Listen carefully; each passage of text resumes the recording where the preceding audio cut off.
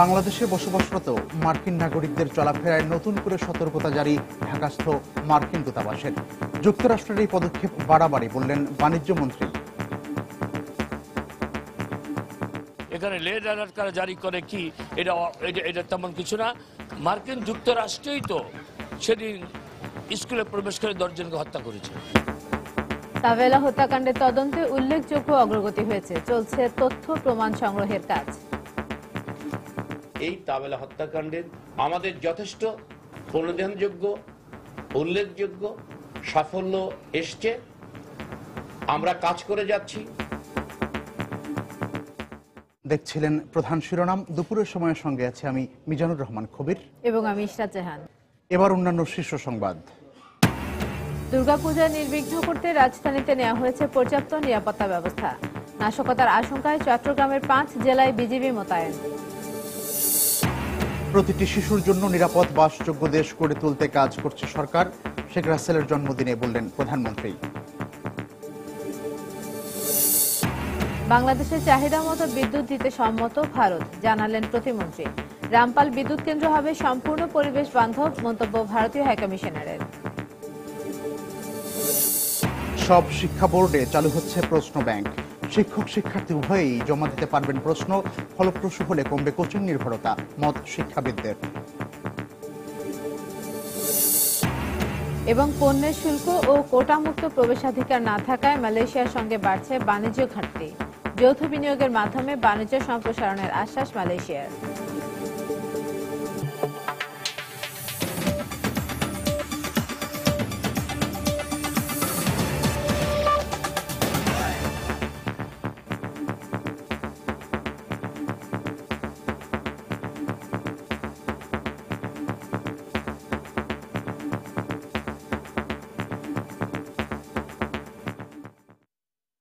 সন্ত্রাসী হামলার আশঙ্কায় বাংলাদেশে বসবাসরত মার্কিন নাগরিকদের চলাফেরায় নতুন করে সতর্কতা জারি করেছে ঢাকাস্থ মার্কিন দূতাবাস। গতরাতে দূতাবাসের ওয়েবসাইটে এই সতর্কতা জারি করা হয়। এতে এদেশে পশ্চিমা নাগরিকদের উপর হামলার আশঙ্কার পর্যাপ্ত প্রমাণ রয়েছে বলে উল্লেখ করা হয়। তবে এ ধরনের সন্ত্রাসী হামলার আশঙ্কা বাড়াবাড়ি বলে মন্তব্য করেছেন বাণিজ্যমন্ত্রী তোফায়েল আহমেদ। এদিকে ইতালীয় নাগরিক তাভেলার হত্যাকারীদের শনাক্ত ও তদন্তে দৃশ্যমান অগ্রগতি হয়েছে বলে জানিয়েছেন Dhaka metropolitan police commissioner. 28 September ঢাকায় ইতালীয় নাগরিক ও 3 অক্টোবর রংপুরে জাপানি নাগরিক নিহতের ঘটনার পরপরই এদেশে নিজেদের নাগরিকদের চলাফেরার উপর বাড়তি সতর্কতা জারি করার পাশাপাশি হামলার আশঙ্কার কথা জানায় যুক্তরাষ্ট্র ও যুক্তরাজ্য। সবশেষ শনিবার রাতে নতুন করে সতর্কতা জারি করে মার্কিন দূতাবাস। হালনাগাদ করা নিরাপত্তা বার্তায় বলা হয়, বিদেশিদের নিরাপত্তায় বাংলাদেশে আইন শৃঙ্খলা রক্ষাকারী বাহিনী যথেষ্ট ব্যবস্থা গ্রহণ করলেও মার্কিন যুক্তরাষ্ট্র সহ পশ্চিমা দেশের নাগরিকদের উপর হামলা হতে পারে এমন বিশ্বাসযোগ্য তথ্য রয়েছে তাদের কাছে। তবে নাগরিকদের চলাফেরা সীমিত করার মতো কোনো পরিস্থিতি তৈরি হয়নি বলেও বার্তায় জানানো হয়। যুক্তরাষ্ট্রের নতুন করে সতর্কতা জারির বিষয়টি সমালোচনা করে বাণিজ্যমন্ত্রী তোফায়েল আহমেদ জানিয়েছেন, দেশের নিরাপত্তা পরিস্থিতি রেড অ্যালার্ট জারির মতো নয়। এখানে রেড অ্যালার্ট কারা জারি করে কি এটা তেমন কিছু না। মার্কিন যুক্তরাষ্ট্রই তো সেদিন স্কুলে প্রবেশ করে 10 জনকে হত্যা করেছে। প্রতিনিয়ত সেখানে খুন হয়, যুক্তরাজ্যে হয়। অস্ট্রেলিয়া সেদিন পুলিশ ফাঁড়ির সামনে 2 জনকে হত্যা করা হয়েছে। সুতরাং এই 2 জন হত্যাকারীকে আমরা চিহ্নিত করে তাদেরকে বিচারের কাঠগড়ায় আমরা দাঁড় করাবো। ঢাকা মহানগরীতে বসবাসরত দেশি বিদেশি সব নাগরিকের নিরাপত্তায় সচেষ্ট রয়েছে পুলিশ। ইতালীয় নাগরিক তাবেলা হত্যাকারীদের শনাক্ত করা হয়েছে বলেও জানিয়েছেন ডিএমপি কমিশনার আসাদুজ্জামান মিয়া। তাবেলা হত্যাকাণ্ডটা ঘটার সাথে সাথে আমরা আমাদের সবচেয়ে প্রতিভাবান এবং অভিজ্ঞ তদন্তকারী অফিসারকে দায়িত্ব দিয়েছি তদন্তের, এবং আমরা ইতিমধ্যে 2টো তদন্ত টিম করেছি যারা তদন্ত সম্বন্ধে দক্ষ। আমাদের যথেষ্ট অনুধানযোগ্য উল্লেখযোগ্য সাফল্য এসছে, আমরা কাজ করে যাচ্ছি। তবে এটিকে প্রমাণ করার জন্য এবং অপরাধীকে পূর্ণাঙ্গভাবে প্রমাণ করার জন্য এখনো তথ্য প্রমাণ সংগ্রহে আমাদের বাকি রয়েছে। সারা দেশে অবস্থানরত প্রায় 2.25 লাখ বিদেশির নিরাপত্তায় তাদের অবস্থান ও কর্মস্থলে নেওয়া হয়েছে বাড়তি সতর্কতা। রাশেদ লিমন, সময় সংবাদ, ঢাকা। এই মুহূর্তে রাজধানীর গুলশানে কূটনৈতিক এলাকা আছেন আমাদের রিপোর্টার সাইফুল জুয়েল। আমরা সরাসরি চলে যাচ্ছি সেখানে। জুয়েল।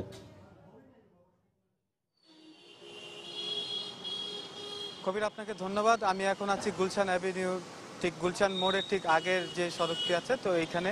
তো আমি যখন সকালে আসি, তো আপনি একটি বিষয় জানেন যে গতকাল রাতে কিন্তু মার্কিন যুক্তরাষ্ট্রের যে দূতাবাস আছে, সেই দূতাবাস থেকে বাংলাদেশে অবস্থানরত যে সকল নাগরিক আছেন, মার্কিনী নাগরিক, তো তাদের চলাফেরার উপরে আবারও সতর্কতা জারি করা হয়েছে। এই নিয়ে দ্বিতীয়বার সতর্কতা জারি করলো এই মার্কিন দূতাবাস। এছাড়া এই ঘটনার পরপরই আমরা সকালে যখন এই কূটনৈতিক পাড়া এবং গুলশান এবং আশপাশের এলাকাতে আসি, তো এই সময় আমরা দেখতে পেয়েছি যে মার্কিন যে এম্বাসি আছে, আমেরিকান এম্বাসি আছে, তো আমেরিকান এম্বাসিতে সে আগের মতোই যে নিরাপত্তা জোরদার করা ছিল, সেটা কিন্তু আগের মতোই বলবৎ আছে। বাড়তি নিরাপত্তার বিষয়টা কিন্তু আমরা কথা বলেছিলাম গুলশান জোনের ডিসির সাথে মোবাইলের মাধ্যমে। তো ফোনে তিনি আমাদেরকে যেটা নিশ্চিত করেছেন যে আসলে নিরাপত্তায় যে ঘাটতি দেওয়ার যে বিষয়টি, সেটা কখনোই ছিল না, আগের মতোই নিরাপত্তা আছে এবং একই সাথে বাড়তি নজরদারিও বৃদ্ধি করা হয়েছে। এছাড়া আমরা যদি গুলশান আবাসিক এলাকার দিকে আসি, সেই গুলশান 2 নম্বর মোড়ের পর থেকে সেই এলাকাতে যদি এসেছিলাম, তো তখন সেখানে আমরা দেখেছি যে এই এলাকাতে আপনার পুলিশের টহল বাড়ানো হয়েছে এবং একই সাথে নিরাপত্তা চৌকি আছে, বেশ কয়েকটি নিরাপত্তা চৌকি তৈরি করা হয়েছে এবং নিরাপত্তা চৌকির মাধ্যমে সাধারণ যে মোটরসাইকেল আরোহী, একই সাথে সন্দেহজনক যারা আছেন, তো তাদেরকে তল্লাশি করার বিষয়টি আমরা লক্ষ্য করেছি। একই সাথে যদি আপনাকে জানাতে হয়, সেটা হলো যে গতকালকে যে বিবৃতিটা দেওয়া হয়েছে, সেই বিবৃতি অনুযায়ী আমেরিকান দূতাবাসের পক্ষ থেকে বলা হয়েছে যে তাদের কাছে নির্ভরযোগ্য সূত্রের মাধ্যমে এখনো যে বাংলাদেশে যে নিরাপত্তার বিষয়টি, মানে অবাধভাবে চলাচলের বিষয়টি, সেই জায়গাটি কিন্তু এখনো তাড়াতাড়ি পুরোপুরি নিশ্চিত করেননি। তবে তাদের যে জনগণ আছে তাদের উপরে চলাফেরা করতে পারবেন বলে তারা জানিয়েছেন। তবে সেক্ষেত্রে তাদের নিজস্ব নিরাপত্তা নিশ্চিত নিজেদেরকে করতে হবে বলে এমন বিবৃতি তারা দিয়েছেন। তো গুলশান থেকে আসলে এই ছিল আমার কাছে সর্বশেষ তথ্য। সাইফুল জুয়েল আমাদেরকে জানাচ্ছিলেন রাজধানীর গুলশান এলাকা থেকে সেখানকার নিরাপত্তা ও আমেরিকান নাগরিকদের উপর সতর্ক অবস্থা জারি করা হয়েছে তার প্রেক্ষিতে খবরাখবর। 2 মানবতা বিরোধী অপরাধী বিএনপি নেতা সালাউদ্দিন কাদের চৌধুরী ও জামায়াত নেতা আলী আহসান মুজাহিদের ফাঁসির রায়কে কেন্দ্র করে আসন্ন দুর্গাপূজায় জামায়াত শিবির কর্মীরা নাশকতা করতে পারে বলে আশঙ্কা আইন শৃঙ্খলা রক্ষা বাহিনীর। এ অবস্থায় নাশকতা প্রতিরোধে পূজা মণ্ডপগুলোতে নিরাপত্তা জোরদারের পাশাপাশি বৃহত্তর চট্টগ্রামের 5 জেলায় মোতায়েন করা হয়েছে বিজিবি। একই সঙ্গে সতর্ক অবস্থা জারি করা হয়েছে সীমান্ত এলাকাতেও। বিস্তারিত জানাচ্ছেন কমল দে। উৎসবমুখর পরিবেশে হিন্দু ধর্মাবলম্বীদের প্রধান ধর্মীয় অনুষ্ঠান দুর্গাপূজা আয়োজনের সব ধরনের প্রস্তুতি এখন শেষ। সোমবার ষষ্ঠী পূজার মধ্য দিয়ে আনুষ্ঠানিকতা শুরু হলো। মূল উৎসব শুরু হবে মঙ্গলবার সপ্তমী পূজা থেকে। এক্ষেত্রে রাজনৈতিক স্বার্থ হাসিলের জন্য জামায়াত শিবির দুর্গাপূজায় পরিকল্পিতভাবে নাশকতা সৃষ্টি করতে পারে বলে আশঙ্কা আইন শৃঙ্খলা রক্ষাকারী বাহিনীগুলোর। হিন্দু সম্প্রদায়ের একটা বড় অনুষ্ঠান পূজা, সাথে সাথে মুসলিম সম্প্রদায়ের আশুরা, এইটিকে একই সময় আবার এখানে ইন্টারন্যাশনাল একটা খেলা এখানে অনুষ্ঠিত হতে যাচ্ছে। এটাকে বাধাগ্রস্ত করার জন্য একটা অস্থিতিশীল পরিস্থিতি সৃষ্টি করতে তারা চেষ্টা করতে পারে, এটা মাথায় রেখেই আমাদের নিরাপত্তা পরিকল্পনার ছক সাজানো হয়েছে। এই অবস্থায় বৃহত্তর চট্টগ্রামের 5 জেলা রাঙ্গামাটি, বান্দরবান, খাগড়াছড়ি, কক্সবাজার এবং চট্টগ্রামে পুলিশের সাথে টহলে নেমেছে অন্তত 4000 বিজিবি সদস্য। আমরা আমাদের গোয়েন্দা তৎপরতা এবং বিভিন্ন স্তরে আমরা নিরাপত্তা ব্যবস্থা গ্রহণ করব। যেখানে যে পরিমাণ জনবল বা ফোর্স প্রয়োজন হবে, আমরা সেই পরিমাণ ফোর্স আমরা তাৎক্ষণিক মোতায়েন করার জন্য প্রস্তুত রেখেছি। যে কোনো ধরনের নাশকতামূলক অপচেষ্টা আমরা প্রতিহত করতে সক্ষম হব। এদিকে নাশকতা প্রতিরোধ এবং অপ্রীতিকর ঘটনা এড়াতে সীমান্তে বিজিবি সদস্যদের সতর্ক অবস্থায় রাখারও নির্দেশনা দেওয়া হয়েছে। বিজিবি সদর দপ্তরের নির্দেশে সীমান্ত এলাকায় দুর্গাপুজোর সময়কে উপলক্ষ করে নিরাপত্তা নিশ্চিতকরণের লক্ষ্যে আমাদের সকল বিউপিকে নির্দেশ প্রদান করা হয়েছে এবং তারা নিয়মিত টহল কার্যক্রম চালিয়ে যাচ্ছে। এবার চট্টগ্রাম নগরীতে 298টি এবং জেলায় 1700 পূজা মণ্ডপে দুর্গাপূজা অনুষ্ঠিত হবে। কমল দে, সময় সংবাদ, চট্টগ্রাম। শিশু নির্যাতনকে মানবতা বিরোধী অপরাধের সঙ্গে তুলনা করে প্রধানমন্ত্রী শেখ হাসিনা বলেছেন, শিশু নির্যাতন করে কেউ পার পাবে না। সকালে রাজধানী বঙ্গবন্ধু আন্তর্জাতিক সম্মেলন কেন্দ্রে শেখ রাসেলের জন্মদিন উপলক্ষে আয়োজিত আলোচনা সভায় বক্তব্য রাখেন তিনি। এ সময় প্রধানমন্ত্রী বলেন, দেশে পরপর বেশ কয়েকটি শিশু নির্যাতনের ঘটনা ঘটেছে। এ ধরনের খারাপ প্রবৃত্তি থেকে বেরিয়ে আসার জন্য দেশবাসীর প্রতি আহ্বান জানান তিনি। কৈশোরের দুরন্তপনায় সবার মধ্যমণি হয়ে থাকা শিশুটি বেঁচে থাকলে আজ তার বয়স হতো ৫১ বছর। বেঁচে থাকলে দেখতে কেমন হতো শেখ রাসেলের মুখ, সে প্রশ্নের উত্তর আজ আর কারো জানা নেই। তাই হাজারো শিশুর মাঝেই ছোট ভাইয়ের ছবি খুঁজে বেড়ান বড় বোন শেখ হাসিনা। বঙ্গবন্ধুর কনিষ্ঠ পুত্র শেখ রাসেলের জন্মবার্ষিকীর অনুষ্ঠানে আপ্লুত কণ্ঠে প্রধানমন্ত্রী বলেন, শিশুদের জন্য দেশকে নিরাপদ করে গড়ে তুলতে চান তিনি, যাতে রাসেলের পরিণতি আর কাউকে বরণ করতে না হয়।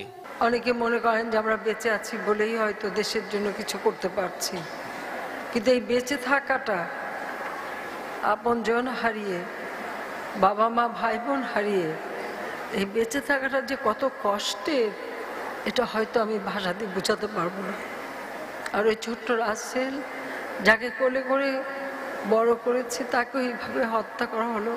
আজকে রাসেলের ৫১ বছর বয়স হতো।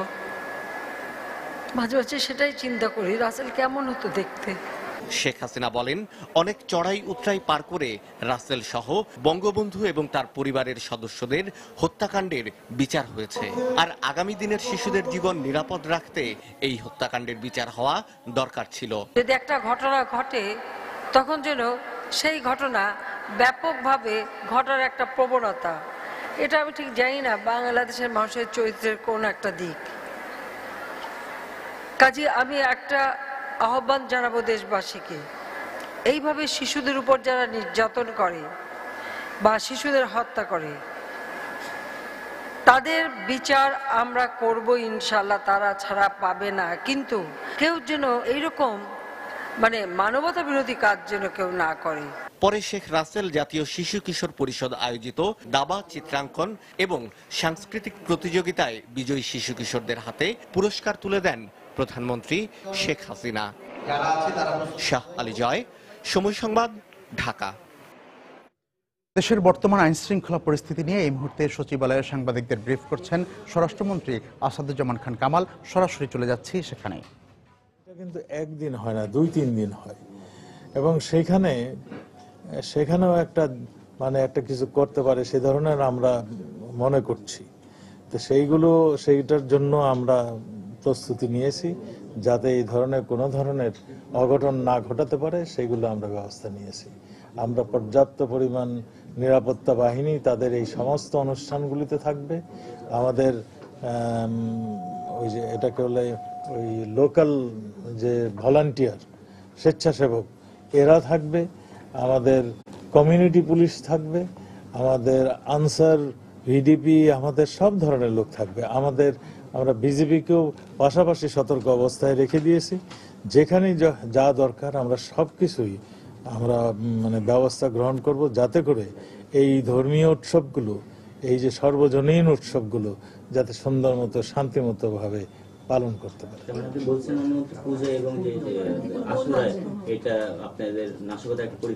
না, আমি এটা বলি নাই। এটা আমেরিকান যে ইসেরা বলছেন, সতর্কতা বলছেন, সেজন্যই আমরা মনে করছি যে এখানেও হতে পারে, এটাই হতে পারে। সেই জন্যই আমরা সেই জায়গায় অ্যাডভান্স সতর্কতা নিচ্ছি। মাননীয় মন্ত্রী, সেটা হচ্ছে যে তারা তাদের যে বিবৃতি সেখানে বলেছে যে এই থ্রেটটা হচ্ছে তাদের কাছে যে ভ্যালিড এবং ক্রেডিবল। এখন প্রশ্ন হচ্ছে যে বাংলাদেশের যারা কর্তৃপক্ষ আছে তাদের কাছে তারা কোনোবারই স্পেসিফিক তথ্য দিচ্ছে না, কিন্তু তারা এরকম বিবৃতি জারি করছে। এইটাকে আপনারা কিভাবে দেখছেন? আমরা তো সেইখানেই বলছি যে এই তথ্যগুলির কোনো ভিত্তি তারা আমাদেরকে দেয়নি। তা উৎস, যে এই সংবাদের যে উৎস, সেইগুলো কিন্তু আমাদেরকে জানায়নি। যদি জানাতো তাহলে আমরা আরো ব্যবস্থা নিতাম। আর এখানে তারা এর আগেও আমাদেরকে একটা জানিয়েছিল, তখন বলছিল যে আমাদের কোনো বড় ধরনের ভিআইপি কিংবা বড় ধরনের ইসেকে তারা কিংবা কোনো হোটেলে নাশকতা করবে। তখন আমরা দেখলাম যে নিরীহ 2 ভদ্রলোক বিদেশি লোককে অ্যাটাক করেছে। এবং এই যে আমি যেটা বলতে চাচ্ছি, তারা উৎসটা কি সেটাও বলেনি এবং টার্গেটটা কি হবে সেটাও বলছে না। তো কাজেই আমরা মনে করি যে এগুলো আমরা তাদের যে প্রাধান্য দিয়ে আমরা সবকিছুই আমরা নজরে আনছি। আমরা আমাদের সামনে আমি যেই উৎসবের কথা বলছি সেটাও যাতে ডিস্টার্ব না হয়। আমাদের সামনে আমাদের এই আরো বিদেশি এখন ওই যে আমাদের স্বাস্থ্য মন্ত্রণালয়ের অধীনে একটা আসতেছে, বেশ কয়েকজন 20টা দেশের মানে স্বাস্থ্যমন্ত্রীরা আসতেছেন, সেইগুলো যাতে সুন্দর মতো হতে পারে সবগুলোর ব্যবস্থা আমরা নিচ্ছি। তো এখানে তো বিদেশিদের আসার কিন্তু ইটা কমেনি, ফ্লোটা কিন্তু কমেনি। আপনারা সেটার যদি একটা তথ্য নিতে চান, আমার কাছে এই মুহূর্তে তথ্য নেই, তো এটা ফ্লোটা কমেনি, বরং বেড়েছে। কাজেই আমি তো মনে করি বিদেশিরা কোনো ভীত নন। আমাদের বন্ধু প্রতিম দেশ যারা এখানে আসছেন তারা কিন্তু ভীত নন। আমরা সেই জন্যই মনে করছি যে আমাদের তথ্যটা দেওয়া উচিত ছিল, খবরের উৎসটা কোনটা সেটা আমাদেরকে দেওয়া উচিত ছিল, তারা সেই বিষয়ে আমাদেরকে দেয়নি। মাননীয় মন্ত্রী, সেক্ষেত্রে আপনি কি মনে করছেন যে এটা এই ধরনের বারবারই সংবাদ দিচ্ছে যেগুলো ভিত্তিহীন কিংবা উদ্দেশ্যপ্রণোদিত? না, ভিত্তিহীন তো আমরা দেখতেছি না। আমরা তো সংবাদের পরে দেখি দুই বিদেশিকে হত্যা করেছেন। এই বিদেশি হত্যা করবেন, এইটা কি ধরনের ষড়যন্ত্র এটা তো আপনারা বুঝতে পারছেন। এটা একটা ষড়যন্ত্র, একটা ষড়যন্ত্র যাতে মানে অহেতুক একটা তো বাঙালিদের বন্ধু ছিল, জাপানি, সে মুসলমান হয়ে গিয়েছে, সে গ্রামের বন্ধু হয়ে গেছে। সেই বাঙালিদের বন্ধুত্ব বাৎসল যে আমাদের সংস্কৃতি, তাতে আকৃষ্ট হয়ে সে বাঙালির মতন হয়ে গেছে, তাকে হত্যা করেছে। এই সচিবালয়ে সাংবাদিকদের ব্রিফ করছিলেন স্বরাষ্ট্রমন্ত্রী আসাদুজ্জামান খান কামাল। আমরা এতক্ষণ সরাসরি সেখানে ছিলাম। বাংলাদেশের চাহিদা অনুযায়ী বিদ্যুৎ দিতে সম্মত হয়েছে ভারত। সকালে সচিবালয়ে ভারতীয় হাই কমিশনারের সঙ্গে বৈঠক শেষে সাংবাদিকদের এই তথ্য জানান বিদ্যুৎ প্রতিমন্ত্রী নসরুল হামিদ। এ সময় ভারতীয় হাই কমিশনার পঙ্কজ শরণ সাংবাদিকদের জানান রামপাল বিদ্যুৎ কেন্দ্র হবে সম্পূর্ণ পরিবেশ বান্ধব। ভারত থেকে যে পরিমাণ বিদ্যুৎ আমরা চাচ্ছি সে পরিমাণ বিদ্যুৎ তারা দিতে প্রস্তুত। অর্থাৎ তারা বলতে চাচ্ছেন ভবিষ্যতে এবং বর্তমানে যত পরিমাণ বিদ্যুৎ আমাদের প্রয়োজন থেকে উনি এটা আমাদের কাছে এই মেসেজটা আমাদের কাছে পৌঁছেছেন যে তারা দিতে প্রস্তুত। To build the Rampal power project at Rampal. As you know, this is a joint venture company. Rampal বিদ্যুৎ কেন্দ্র হবে সম্পূর্ণ পরিবেশ বান্ধব এবং পরিবেশের উপর প্রভাব পড়ে এমন ক্ষতিকর কিছুই থাকবে না সেখানে। বাংলাদেশের তরুণ উদ্যোক্তাদের মধ্য থেকে ভবিষ্যতে গুগল, ফেসবুকের মতো ওয়েবসাইটের নির্মাতা উঠে আসবে বলে আশা প্রকাশ করেছেন প্রধানমন্ত্রীর তথ্য ও যোগাযোগ প্রযুক্তি বিষয়ক উপদেষ্টা সজীব ওয়াজেদ জয়। সকালে রাজধানীর আগারগাঁওয়ে বাংলাদেশ কম্পিউটার কাউন্সিল ভবনে দেশের প্রথম সফটওয়্যার টেকনোলজি পার্কের উদ্বোধনী অনুষ্ঠানে বক্তব্য রাখেন তিনি। একটা সময় গেছে যখন প্রযুক্তি নির্ভর সেবার উদ্যোগ নেওয়া হলেও পর্যাপ্ত মার্কেট প্লেসের অভাবে উৎসাহ হারাতো হাজারো তরুণ উদ্যোক্তা। তাই সরকারি উদ্যোগে এই প্রথম তরুণ উদ্যোক্তাদের জন্য গড়ে তোলা হলো সফটওয়্যার টেকনোলজি পার্ক। রাজধানীর কারওয়ান বাজারের জনতা টাওয়ারে এই টেকনোলজি পার্ক চালু করল তথ্য ও যোগাযোগ প্রযুক্তি বিভাগ। সকালে আগারগাঁওয়ে বিসিসি ভবনে এর আনুষ্ঠানিক উদ্বোধন করেন প্রধানমন্ত্রীর তথ্য ও যোগাযোগ প্রযুক্তি বিষয়ক উপদেষ্টা সজীব ওয়াজেদ জয়। এ সময় তরুণ উদ্যোক্তাদের স্টার্ট আপ উপমা দিয়ে 4টি প্রতিষ্ঠানকে বরাদ্দকৃত জায়গা বুঝিয়ে দেওয়া হয়। অনুষ্ঠানে তথ্য ও যোগাযোগ প্রযুক্তি প্রতিমন্ত্রী বলেন, ছোট বড় বিভিন্ন কোম্পানির পাশাপাশি উদ্যোগী তরুণরাও যেন লাভবান হতে পারেন সে ব্যবস্থাও থাকছে পার্কে। আমরা চাই যে এইটা আমাদের অংশগ্রহণমূলক হোক এবং প্রতিযোগিতামূলক হোক। প্রত্যেকটি জায়গায় জয় ভাই সবসময় আমাদেরকে নির্দেশনা দেন যে আমাদের যে কোনো কিছুই অর্জনটা যেন আমাদের প্রতিযোগিতার মধ্য দিয়ে তরুণ প্রজন্ম করে এবং এই প্রতিযোগিতার মধ্য দিয়ে তাদের সক্ষমতাটা আরো তৈরি হয়। তাই আমরা জনতা টাওয়ার সফটওয়্যার টেকনোলজি পার্কে ক্যাটাগরি এ বি সি তে যেরকম ইন্ডাস্ট্রিকে রেখেছি, পাশাপাশি জয় ভাইয়ের নির্দেশনা মোতাবেক আমরা স্টার্ট আপদেরকেও একটা বিশেষ সুযোগ সুবিধা দিয়ে তাদেরকেও আমরা তৈরি করতে চাচ্ছি। এ সময় সজীব ওয়াজেদ জয় বলেন, ভবিষ্যতের জন্য স্বাবলম্বী ও প্রযুক্তি দক্ষ জনশক্তি গড়ে তুলতে সফটওয়্যার পার্কে বিনামূল্যে ফ্লোর বরাদ্দেরও ব্যবস্থা করা হয়েছে। বিএনপি সরকার এসে হাইটেক পার্কের দিকে তারা নজরই দেয় নাই, ডিজিটাল আইটি বলে তাদের কোনো ধারণাই ছিল না। আর এখানে আমরা নজর দিতে চাই, বেশি গুরুত্ব দিতে চাই স্টার্ট আপের উপর। আমার আশা আছে যে ভবিষ্যৎ গুগল, ভবিষ্যৎ ফেসবুক আপনাদের মধ্যে থেকে, আপনাদের মাঝে থেকে উঠে আসবে। এই জনতা টাওয়ারের একটা ফ্লোর রেখেছি শুধুমাত্র আমাদের এই যে একটা আমরা কম্পিটিশন করছি, কম্পিটিশনে আমরা বেস্ট স্টার্টআপদেরকে দেব বিনামূল্যে এবং নিম্ন মূল্যে। এই ফ্লোরটা রাখা হবে এই স্টার্টআপদের জন্য, এই উদ্যোক্তাদের জন্য। এরপর বিসিসি ভবনে special effect and animation lab উদ্বোধন করেন তিনি। দেবাশিস রায়, সময় সংবাদ, ঢাকা। দুপুরের সময় আরো থাকছে।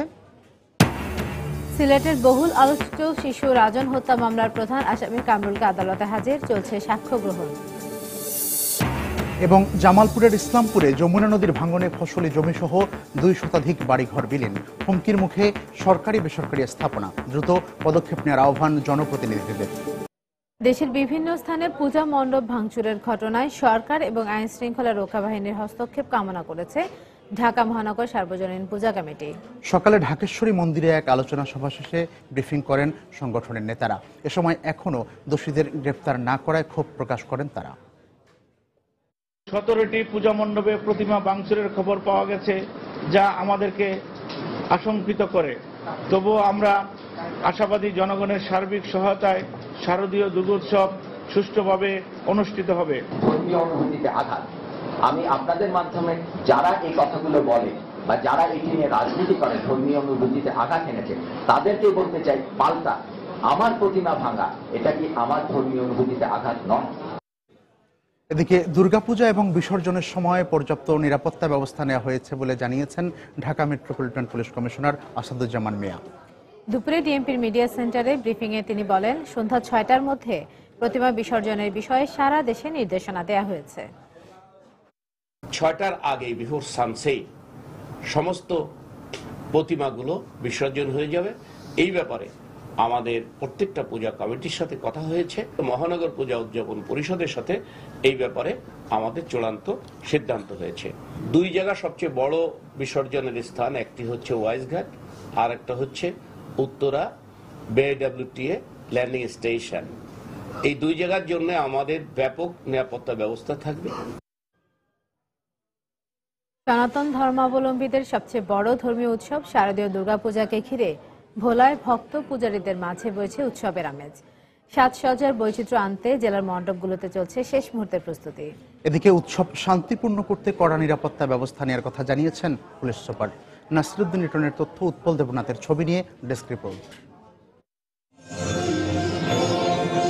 শুভ মহালয়ার মধ্য দিয়ে দুর্গতিনাশিনী দেবী দুর্গাকে মর্তলোকে বরণ করে নিয়েছেন দেশের হিন্দু ধর্মাবলম্বীরা। এর মধ্য দিয়ে শুরু হয় শারদীয় দুর্গাপূজার আনুষ্ঠানিক ক্ষণগণনা।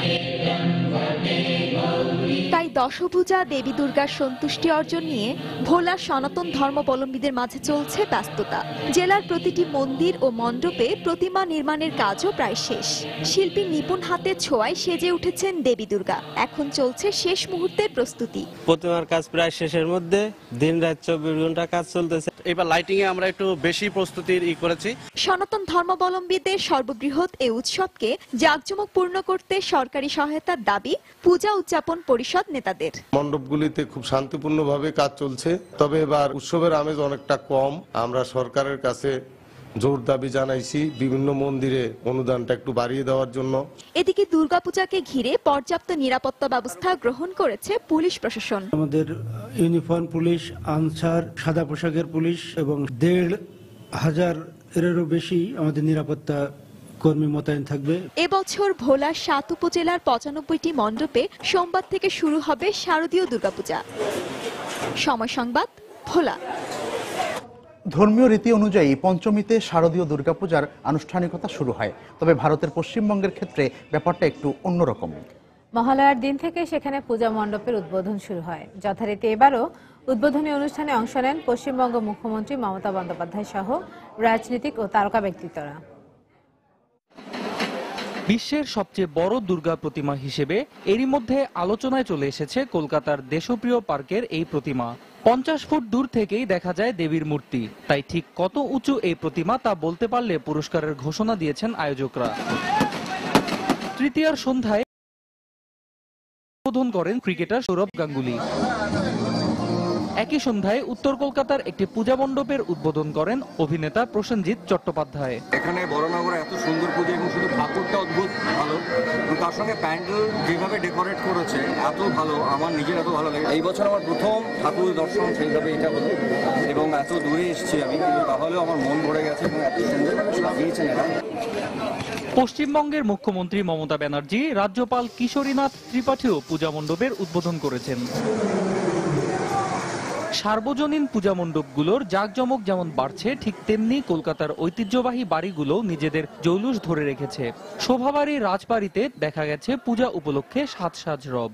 আমাদের পুজো প্রত্যেকের আমাদের কাঠের মোল্ড আছে, ছাঁচ, যেটা আমাদেরই প্রপার্টি এবং আমাদের বাড়িতেই হয় পুজো।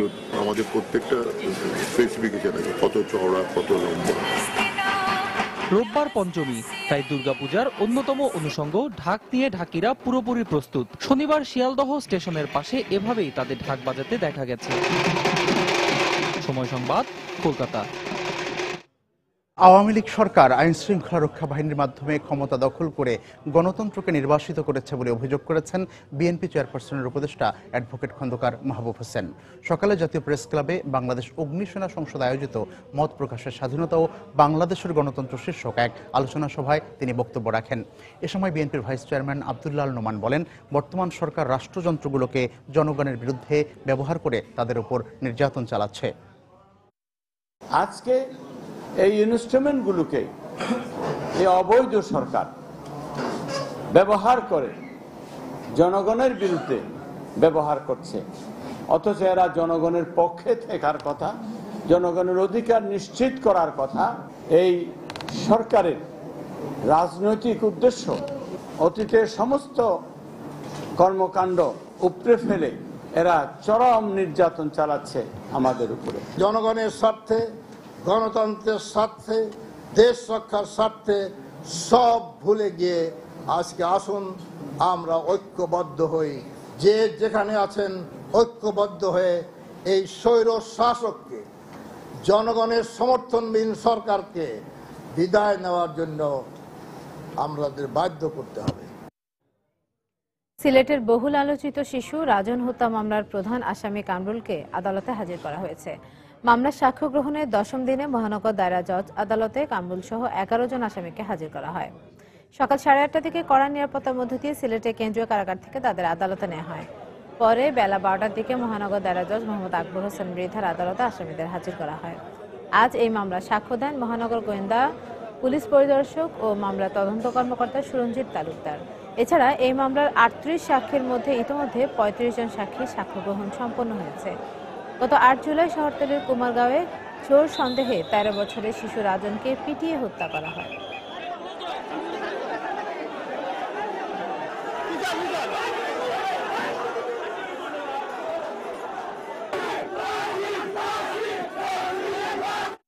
এই মুহূর্তে সিলেটের আদালত প্রাঙ্গণে আছেন আমাদের রিপোর্টার ইকরামুল কবির। সরাসরি চলে যাচ্ছি তার কাছে। ইকরাম, কবির, আপনি ইতিমধ্যে জেনেছেন যে এই শিশু রাজন হত্যা মামলার আজকে যে সাক্ষী, সেই সাক্ষ্য গ্রহণের আজকে শেষ দিন, অর্থাৎ 38 জন সাক্ষীর মধ্যে আজকে সর্বশেষ গোয়েন্দা পুলিশ কর্মকর্তা, পুলিশ পরিদর্শক সুরঞ্জিত তালুকদার সাক্ষী দিচ্ছেন। উনি তদন্তকারী কর্মকর্তা, এই মামলার গোয়েন্দা বিভাগের পক্ষ থেকে উনি তদন্ত করেছিলেন সর্বশেষ। এই সাক্ষ্য গ্রহণের মধ্য দিয়ে আজকে সাক্ষ্য গ্রহণ শেষ হবে। যে 2 জন বাকি থাকবে, যে আরো 2 জন বাকি, সেই 2 জন বাকি সাক্ষী তেমন গুরুত্বপূর্ণ নয় বিধায় সেই 2 জনের সাক্ষ্য গ্রহণ না হলেও চলবে, এমনটি বলেছেন আমার এই আদালতের পিপি মোহাম্মদ মফুর আলী। এই 36 জন সাক্ষী গ্রহণের মধ্য দিয়ে সাক্ষ্য গ্রহণ শেষ হবে। এবং ইতিমধ্যে আপনারা এই যে আমার পিছনে যে আদালতটি রয়েছে মহানগর দায়রা জজ আদালত, সেই আদালতে এখন জেরা চলছে। এই পুলিশ পরিদর্শক সুরঞ্জিত তালুকদারের জেরা চলছে। উনি সাক্ষী দিয়েছেন। সাক্ষী দেওয়ার পরে আসামি পক্ষে যে আইনজীবী তাকে জেরা করছেন। ইতিমধ্যে কামরুল একটি আবেদন করেছে যে ওনার অনুপস্থিতিতে বৃহস্পতিবার পর্যন্ত যে 35 জনের সাক্ষ্য গ্রহণ হয়েছে, সেই 35 জনের সাক্ষীদের সাক্ষ্য গ্রহণ তার সামনে, তার উপস্থিতিতে যেন আরবার নেওয়া হয়। কিন্তু এখানে আমাকে পিপি যেটা বলেছেন সেটা হচ্ছে গিয়ে এই আদালতের মাননীয় বিচারক যেই পলাতক রয়েছিলেন আসামি কামরুল, শামীম এবং পাবেল, এই 3 জনের জন্য রাষ্ট্রপক্ষের আইনজীবী নিয়োগ করেছিলেন। এবং আইনজীবী নিয়োগ করার কারণে যে সাক্ষীরা সাক্ষ্য দিয়েছেন এবং সেই সাক্ষীরা এই রাষ্ট্রপক্ষের নিয়োগকৃত আইনজীবীদের সামনেই তারা সাক্ষী দিয়েছেন। সেক্ষেত্রে এই কামরুলের যে আবেদন, সেই আবেদনটি গ্রহণ নাও হতে পারে। তবে এই আজকের এই যে জেরা চলছে সুরঞ্জিত তালুকদারের জেরার পরেই এই কামরুলের এই আবেদনটি নিয়ে বিচার বিশ্লেষণ চলবে এবং বিচার বিশ্লেষণের পরেই সিদ্ধান্ত হবে সেই কামরুলের আবেদন গ্রহণ করা যায় কিনা। এখনো জেরা চলছে, জেরা আমাকে আদালত পক্ষ থেকে বলা হয়েছে ঘণ্টাখানিকের মধ্যেই এই আজকের এই দিনের কার্যক্রম শেষ হবে। খবির, এই ছিল মহানগর দায়রা জজ আদালতে শিশু রাজু হত্যা মামলার সর্বশেষ পরিস্থিতি। ইকরামুল কবির আমাদেরকে জানাচ্ছিলেন সিলেট আদালত প্রাঙ্গণ থেকে। রাজধানীর বংশালের সিদ্দিক বাজারে একটি জুতা তৈরির কারখানায় আগুন লেগে ৩ জন দগ্ধ হয়েছেন। কারখানার শ্রমিকরা জানান, গতরাত 3:30টার দিকে সিদ্দিক বাজারের মতি সর্দার রোডের 5তলা ভবনের 3 তলার ম্যাক্সিমাস জুতা কারখানায় আগুন লাগে। এতে ঘুমন্ত অবস্থায় 2 শ্রমিক দগ্ধ হন। তাদের উদ্ধার করতে গেলে আরও 1 শ্রমিক দগ্ধ হন। আহতদের উদ্ধার করে ঢাকা মেডিকেল কলেজ হাসপাতালের বার্ন ইউনিটে ভর্তি করা হয়েছে। চিকিৎসকরা জানান, আহত আলাউদ্দিনের শরীরের 40%, রবিনের 17% পুড়ে গেছে। অপর শ্রমিক সুজনকে প্রাথমিক চিকিৎসা দিয়ে ছেড়ে দেওয়া হয়েছে।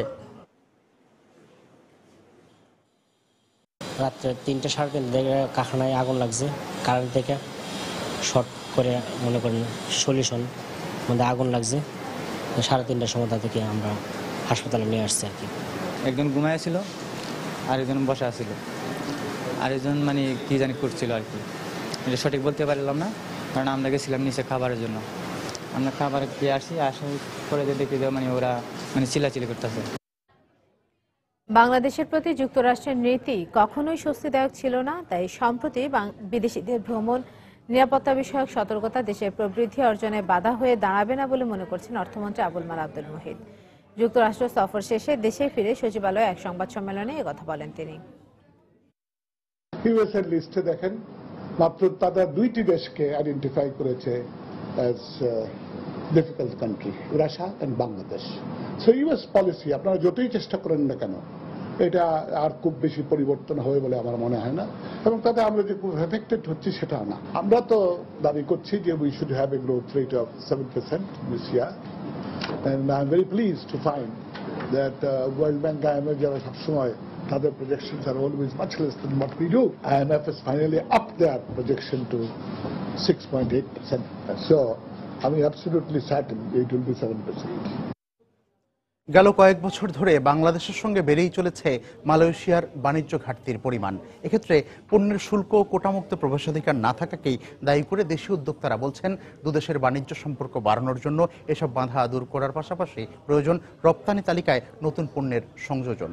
তবে মালয়েশিয়া সরকার বলছে, শুধুমাত্র শুল্ক ও কোটামুক্ত বাজারের বিষয়টি নিয়ে নয়, বরং দুদেশের ব্যবসায়ীরা যাতে যৌথ বিনিয়োগের মাধ্যমে বাণিজ্য সম্প্রসারণ করতে পারে সে ব্যাপারেও কার্যকর পদক্ষেপ গ্রহণ করবে দেশটি। রিপোর্ট জুবায়ের ফয়সালের। 2014-15 অর্থ বছরে মালয়েশিয়া থেকে বাংলাদেশের আমদানির পরিমাণ $1,288 মিলিয়ন মূল্যের পণ্য, বিপরীতে রপ্তানি মাত্র $140 মিলিয়ন। এই এক বছরেই দুদেশের বাণিজ্য ঘাটতির পরিমাণ $1150 মিলিয়ন। বর্তমানে মালয়েশিয়া 494টি ট্যারিফ লাইনের মধ্যে 197টির আওতায় মাত্র 19টি বাংলাদেশি পণ্যকে শুল্কমুক্ত সুবিধা দিচ্ছে। এই অবস্থায় দুদেশের যৌথ উদ্যোগ আর স্বার্থ সংশ্লিষ্ট বিষয়ে মতবিনিময়ের লক্ষ্যে ঢাকায় আয়োজিত হয়েছে 4র্থ শোকেস মালয়েশিয়া প্রদর্শনী। বাংলাদেশকে নিজেদের পণ্য আর সেবা খাতের অন্যতম বড় বাজার উল্লেখ করে এ ধরনের আয়োজনকে অর্থনৈতিক কার্যক্রম সম্প্রসারণের সুযোগ হিসেবেই দেখছেন মালয়েশীয় উদ্যোক্তারা। প্রচুর মালয়েশীয় উদ্যোক্তা এখন বাংলাদেশে বিনিয়োগ করছে। এর পেছনে সবচেয়ে বড় কারণ এখানকার বিশাল ভোক্তা গোষ্ঠী, জনসংখ্যায় এদেশের মূল সম্পদ। তবে মালয়েশিয়ার বাজারে রপ্তানি পণ্যের শুল্ক ও কোটামুক্ত প্রবেশাধিকার না পেলে অদূর ভবিষ্যতে তাদেরকে বিপাকে পড়তে হবে বলে মত দেশীয় উদ্যোক্তাদের। দীর্ঘদিন ধরে ঝুলে থাকা এই বিষয়টির নিষ্পত্তির জন্য সরকারের পক্ষ থেকেও কার্যকর উদ্যোগ নেওয়া হয়নি বলে অভিযোগ রয়েছে তাদের। সেখানে আমাদের একটা ব্যারিয়ার আছে, যেটা আপনার ডিউটি ফ্রি এক্সেসটা মালয়েশিয়াতে এরকম নেই। এগুলো যদি সলভ হয়ে যায় ট্রেড গ্যাপটা অনেক কমে আসবে। বাংলাদেশের যে বাস্কেটে যে পণ্যগুলি আছে এগুলির সম্বন্ধে মালয়েশিয়ান ভোক্তারা তেমন ওয়াকিবহাল নয়, এটা একটা বড় অপরাধ। যদিও মালয়েশিয়া সরকারের পক্ষ থেকে বলা হচ্ছে তাদের বাণিজ্য নীতি অনুযায়ী সেখানে প্রবেশের ক্ষেত্রে বাংলাদেশি পণ্য সর্বোচ্চ সুবিধা পাচ্ছে। আমাদের বাণিজ্য সম্প্রসারণের ক্ষেত্রে আমরা সবসময় বাংলাদেশের স্বার্থকে প্রাধান্য দিয়ে আসছি। ভবিষ্যতেও এদেশের সঙ্গে অন্তর্ভুক্তিমূলক বাণিজ্য সম্প্রসারণে কাজ করবে মালয়েশিয়া। দেশটির বাণিজ্য সম্প্রসারণ বিভাগের এই পরিচালক বলছেন, পণ্য বিপণনের সম্ভাবনা সরেজমিনে দেখে সরাসরি কিংবা যৌথ বিনিয়োগের মাধ্যমে বাংলাদেশের শিল্প স্থাপনেও আগ্রহ রয়েছে মালয়েশীয়দের। জুবাইর ফয়সাল, সময় সংবাদ, ঢাকা। বান্দরবানের রুমা উপজেলায় এক গাইড সহ 2 পর্যটক উদ্ধারে বিশেষ অভিযান চালাচ্ছে যৌথ বাহিনী। এই মুহূর্তে সেখানে সন্ত্রাসীদের সঙ্গে সংঘর্ষ চলছে। সেখানে আছেন আমাদের রিপোর্টার বাসুদেব, আমরা যাচ্ছি তার কাছে। বাসু, আমরা জানতে পেরেছি যে সংঘর্ষে একজন নিহত হয়েছেন, এই সম্পর্কে আপনার কাছে সবশেষ কি তথ্য আছে? গত 3রা অক্টোবর বান্দরবানের রুমা সীমান্ত থেকে এক গাইড সহ 2 পর্যটক অপহরণের শিকার হয়। এরপর থেকে মূলত তাদের উদ্ধারে অভিযানে নামে যৌথ বাহিনী। রুমা জোনের স্টাফ অফিসার লেফটেন্যান্ট রাফি সময় সংবাদকে জানান, দুপুর 12টার দিকে যৌথ বাহিনীর সাথে সন্ত্রাসী গ্রুপের একাধিকবার গোলাগুলির ঘটনা ঘটে। এরপর মূলত বান্দরবান সদর জোন থেকে হেলিকপ্টারে অন্তত 4 দফায় সৈনিকদের পাঠানো হয় রুমার ঘটনাস্থলে। তো আমরা সর্বশেষ এই ঘটনায় জানতে পারি সন্ত্রাসীদের সাথে সেনাবাহিনীর গোলাগুলিতে একজন গ্রাম পুলিশ নিহত হয়েছে। তবে অস্ত্র এবং গোলা বারুদ উদ্ধার হয়েছে কিনা এই সংক্রান্ত কোনো তথ্য আমরা এখনো পর্যন্ত জানতে পারি নাই। এই ছিল আমার কাছে সর্বশেষ সংবাদ। দর্শক, বান্দরবান থেকে আমাদের সঙ্গে যোগ দিয়েছিলেন সহকর্মী বাসু দাস। দেশের সব শিক্ষা বোর্ডে প্রশ্ন ব্যাংক চালুর উদ্যোগ নিয়েছে শিক্ষা মন্ত্রণালয়। এই ব্যাংকে শিক্ষক শিক্ষার্থী উভয়ই প্রশ্ন জমা দিতে পারবে। এতে করে সৃজনশীল শিক্ষা পদ্ধতি আরও কার্যকর হবে। সেই সঙ্গে প্রশ্ন বাণিজ্য ও কোচিং নির্ভরতা কমবে বলে মনে করছেন সংশ্লিষ্টরা। আন্তঃবোর্ডের সিদ্ধান্তে প্রশ্ন ব্যাংক পরিচালনায় সফটওয়্যারটি ডেভেলপ করা হলে আগামী শিক্ষাবর্ষ থেকে স্কুল পর্যায়ের পরীক্ষা নেওয়া সম্ভব হবে। যশোর প্রতিনিধি জুয়েল মৃধার তথ্য ও শেখ জালালউদ্দিনের ছবি নিয়ে ডেস্ক রিপোর্ট। শিক্ষার্থীদের মেধা বিকাশে পাঠ্য বইমুখী করার লক্ষ্যে শিক্ষা মন্ত্রণালয় 2008 সালে দেশে পরীক্ষামূলকভাবে সৃজনশীল শিক্ষা পদ্ধতি চালু করে। এছাড়া গাইড বই, কোচিং নির্ভরতা ও প্রশ্ন বাণিজ্য রোধের চিন্তাও ছিল মন্ত্রণালয়ের। বর্তমানে স্কুল পর্যায়ের সকল পরীক্ষা, এসএসসি ও এইচএসসি পরীক্ষাও এ পদ্ধতিতে নেওয়া হচ্ছে। তবে এটাকে আরো কার্যকরী করতে শিক্ষক ও শিক্ষার্থীর অংশগ্রহণে প্রশ্ন ব্যাংক গঠনের উদ্যোগ নিয়েছে মন্ত্রণালয়, আর তা বাস্তবায়নে কাজ করছে যশোর ও বরিশাল শিক্ষা বোর্ড। প্রাথমিকভাবে আমরা সভা সেমিনারের মাধ্যমে একটি সুপারিশমালা তৈরি করি। এই সুপারিশমালা এখন আন্তঃবোর্ড পর্যায়ে রয়েছে শিক্ষা মন্ত্রণালয়ের মাধ্যমে। প্রশ্ন ব্যাংক গঠন সম্ভব হলে শিক্ষক ও শিক্ষার্থী উভয়ই লাভবান হবে বলে মনে করছেন শিক্ষকরা। প্রশ্ন যদি যথাযথ হয় এবং ঠিক মানসম্মত হয় তাহলে কিন্তু বাচ্চাদের মেধা যাচাইটাও মানসম্মত হবে। বাচ্চারা কোচিং নির্ভরতা থেকে মুক্তি পাবে। যারা গাইড নিয়ে ব্যবসা করেন তাদের গাইড ব্যবসা বাস্তবায়ন হবে না। যশোর শিক্ষা বোর্ডের চেয়ারম্যান জানালেন, প্রশ্ন ব্যাংক পরিচালনায় সফটওয়্যারটি ডেভেলপ করা হলে আগামী শিক্ষাবর্ষ থেকে স্কুল পর্যায়ের পরীক্ষা নেওয়া সম্ভব হবে। এটা সাকসেসফুল হলে তার পরবর্তীতে আমরা জাতীয় পরীক্ষা, পাবলিক পরীক্ষায় আমরা প্রশ্ন ব্যাংকের মাধ্যমে গ্রহণ করব। যশোর শিক্ষা বোর্ডের অধীনে খুলনা বিভাগের 10টি জেলায় 2700 স্কুল ও 600 কলেজ রয়েছে। সময় সংবাদ, যশোর। জামালপুরের ইসলামপুর উপজেলায় যমুনা নদীতে ব্যাপক ভাঙন দেখা দিয়েছে।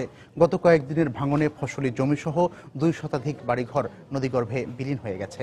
হুমকির মুখে রয়েছে অনেক সরকারি বেসরকারি স্থাপনাও। এই অবস্থায় প্রয়োজনীয় পদক্ষেপ নেওয়ার আহ্বান জানিয়েছেন স্থানীয় জনপ্রতিনিধিরা। অবশ্য পানি উন্নয়ন বোর্ড বলছে ভাঙন রোধে অস্থায়ী ভিত্তিতে ব্যবস্থা নেওয়া হয়েছে।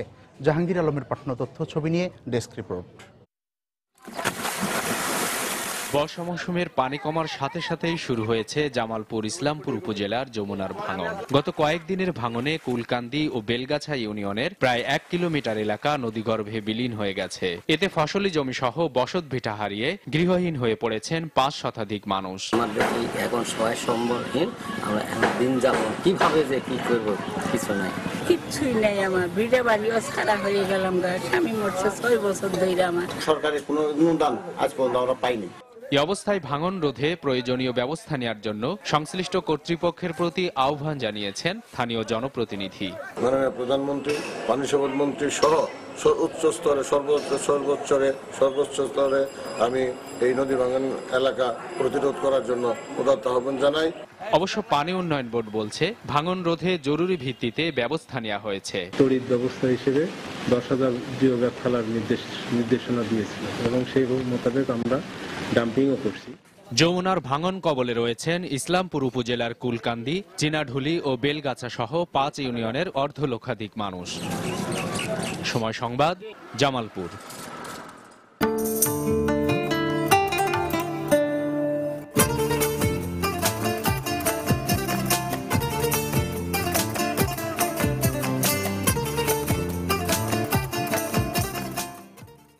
বয়সন্ধিকালে পুষ্টিকর খাবার না পেয়ে নানা রোগে আক্রান্ত হয়ে পড়ছে রাজশাহী অঞ্চলের কিশোর কিশোরীরা। অধিকাংশ অভিভাবকই জানেন না বাড়তি বয়সে বাড়ন্ত বয়সে পুষ্টিকর খাবার না খেলে শারীরিক বৃদ্ধি যেমন ব্যাহত হয় তেমন সামাজিক জীবনেও পিছিয়ে পড়ে তারা। আর তাই বিশেষজ্ঞ চিকিৎসকরা অভিভাবকদের মধ্যেই সচেতনতা বাড়ানোর পাশাপাশি পুষ্টিকর খাবার খাওয়ার পরামর্শ দিয়েছেন। আব্দুল সালামের তোলা ছবিতে বিস্তারিত জানাচ্ছেন সাইফুর রহমান রকি। কতটুকু প্রোটিন লাগবে সেটা তো আমি বলতে পারছি না, তাই বাবা মা হিসাবে আমি চেষ্টা করি তাকে ভালো মন্দ খাওয়ানোর জন্য। এমনই অবস্থা অধিকাংশ অভিভাবকের। তারা জানেন না বয়সন্ধিকালীন এই সময়ে একজন ছেলে বা মেয়ের কি পরিমাণ পুষ্টিকর খাদ্যের দরকার। চিকিৎসকদের মতে 12 থেকে শুরু হয়ে 18 বছর পর্যন্ত চলে একজন ছেলে বা মেয়ের বয়সন্ধিকাল। এই বয়সে উভয়ের প্রতিদিন গড়ে 2 থেকে 2,500 কিলোক্যালোরি পুষ্টিকর খাবার দরকার, যার 30% আমিষ, 30% শর্করা এবং বাকি 40% আসে চর্বি ও ভিটামিন জাতীয় খাবার থেকে। পুষ্টিকর খাবারের অভাবে কিশোর কিশোরীরা আক্রান্ত হয়ে পড়ছে বিভিন্ন রোগে। প্রতিদিনই প্রায় ফেস করছি যে বাচ্চারা অল্প বয়সে ওজন বেড়ে যাচ্ছে। ওভারওয়েটের কারণে অনেকগুলো তাদের শারীরিক সমস্যা দেখা দিচ্ছে। আমাদের দেশের কমন ইনফেকশনগুলো হচ্ছে টিবি, ডায়রিয়া, এছাড়াও আরও বিভিন্ন ধরনের ইনফেকটিভ কন্ডিশন হতে পারে যদি শরীরের প্রতিরোধ ক্ষমতা কমে যায়। শিক্ষকেরা বলছেন এর প্রভাবে ক্লাসে অমনোযোগী হয়ে পড়া ছাড়াও সামাজিক জীবনে বিভিন্ন সমস্যার সম্মুখীন হচ্ছেন শিক্ষার্থীরা। তাদের মধ্যে প্রতি মুহূর্তে হয় অসহিষ্ণু, ক্ষিপ্ত, অমনোযোগী, ক্লান্ত, বিষণ্ণ, এই ব্যাপারগুলো তাদের উপরে চেপে বসেছে। এজন্য বয়সন্ধিকালে পুষ্টিকর খাবার নিশ্চিত করতে অভিভাবকদের মধ্যে আরও বেশি সচেতনতা বাড়ানোর তাগিদ দিলেন বিশেষজ্ঞ চিকিৎসকরা। সাইফুর রহমান রকি, সময় সংবাদ, রাজশাহী।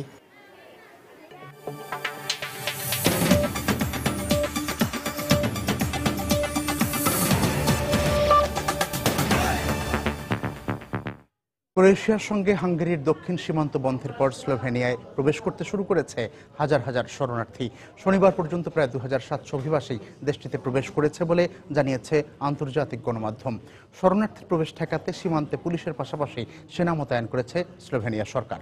এদিকে অবৈধভাবে ইউরোপ যাওয়ার পথে লিবিয়া উপকূল থেকে বাংলাদেশি সহ শতাধিক অভিবাসীকে গ্রেপ্তার করেছে দেশটির নিরাপত্তা বাহিনী।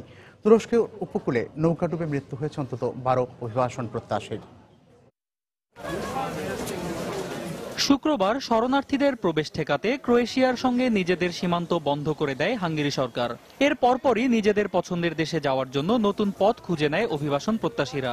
শনিবার এই নতুন পথে ক্রোয়েশিয়া থেকে স্লোভেনিয়ায় প্রবেশ করতে শুরু করে সিরিয়া সহ মধ্যপ্রাচ্যের বিভিন্ন দেশ থেকে আসা হাজার হাজার মানুষ। বিবিসি জানায় শনিবার একদিনেই দেশটিতে প্রবেশ করে প্রায় 2700 অভিবাসী। এদিন শরণার্থীবাহী বেশ কয়েকটি বাস ক্রোয়েশিয়া থেকে স্লোভেনিয়ার সীমান্ত শহরগুলোতে পৌঁছায়। এছাড়াও প্রায় 1200 অভিবাসী নিয়ে এই পথের প্রথম অভিবাসীবাহী ট্রেন ক্রোয়েশিয়ার তোভারনিক শহর থেকে স্লোভেনিয়ার সীমান্তবর্তী এলাকায় প্রবেশ করে। শরণার্থীর প্রবেশ ঠেকাতে এবং সীমান্তে নিরাপত্তা জোরদারের উদ্যোগ নিয়েছে স্লোভেনিয়া সরকার। যতদিন পর্যন্ত অস্ট্রিয়া ও জার্মানি তাদের সীমান্ত খোলা রাখবে ততদিন পর্যন্ত স্লোভেনিয়া অভিবাসীদের গ্রহণ করবে বলে জানিয়েছেন দেশটির প্রধানমন্ত্রী মিরো সেরার। পুলিশকে সহায়তায় সীমান্তে সেনা মোতায়েনের সিদ্ধান্ত নিয়েছি আমরা। পুলিশ ও সেনা সদস্যরা এখন থেকে যৌথভাবে সীমান্তে নিরাপত্তা রক্ষায় কাজ করবে। সেনাবাহিনী সীমান্তে নজরদারি বাড়ানোর পাশাপাশি পুলিশকে বিভিন্ন ধরনের কৌশলগত সহায়তা প্রদান করবে। শনিবার অবৈধভাবে ইউরোপ যাওয়ার পথে লিবিয়া উপকূল থেকে শতাধিক অভিবাসন প্রত্যাশীকে আটক করেছে দেশটির নিরাপত্তা বাহিনীর সদস্যরা। ত্রিপোলি থেকে 50 কিলোমিটার পূর্বে অবস্থিত লিবিয়া উপকূলের আল কারবুলি এলাকা থেকে এদেরকে আটক করা হয়। আটক করা এই 102 জন অভিবাসীর সবাই ইউরোপের বিভিন্ন দেশের উদ্দেশ্যে যাত্রা শুরু করেছিল। এদের মধ্যে বেশিরভাগই পাকিস্তান, মৌরিতানিয়া, বাংলাদেশ এবং নাইজেরিয়ার নাগরিক।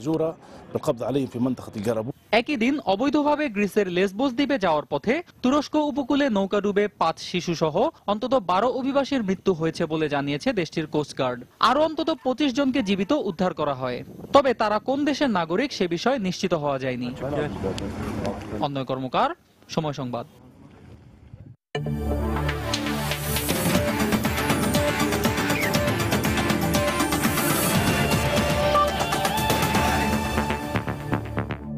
লা লিগার খবর। ঘরের মাঠ নো ক্যাম্পে প্রতিপক্ষ রায়ো ভায়োকানোকে 5-2 গোলে উড়িয়ে দিয়েছে লিগের বর্তমান চ্যাম্পিয়ন বার্সেলোনা। দলের হয়ে নেইমার একাই করেন 4 গোল। এই জয়ে টেবিলে শীর্ষে থাকা রিয়াল মাদ্রিদের সমান পয়েন্ট থাকলেও গোল ব্যবধানে পিছিয়ে টেবিলের 2 নম্বরে এখন কাতালানরা। এই নো ক্যাম্পে লিগের সবশেষ অতিথিদের 6-1 ব্যবধানে হারিয়েছিল বার্সা। এবার জয়ের সেই আত্মবিশ্বাস নিয়ে মাঠে নামে মেসিবিহীন বার্সা, যেখানে ম্যাচের 15 মিনিটে জাভি গুয়েরার গোলে পিছিয়ে পড়ে স্বাগতিকরা। এরপর গোলের জন্য মরিয়া হয়ে ওঠে সুয়ারেজ নেইমাররাও। 22 মিনিটে নেইমারের পেনাল্টি থেকে পাওয়া গোলে ম্যাচে সমতায় ফেরে কাতালানরা। এরপর 32 মিনিটে আবারও নেইমারের পেনাল্টি জাদুতে লিড পায় বার্সা। এরপর 69 ও 70 মিনিটে পরপর দুটি দুর্দান্ত গোল করে বার্সেলোনার হয়ে ব্যবধান বাড়ান ব্রাজিলিয়ান এই স্ট্রাইকার। এই 7 মিনিট পরেই নেইমারের অ্যাসিস্টে ভায়োকানোর কফিনে শেষ পেরেকটি ঠুকে দেন উরুগুয়ান তারকা সুয়ারেজ। এরপর 86 মিনিটে সানচেজ অতিথিদের হয়ে একটি গোল পরিশোধ করলেও তা যথেষ্ট ছিল না, ফলে বড় ব্যবধানের জয় নিয়ে মাঠ ছাড়ে লুই এনরিকের দল।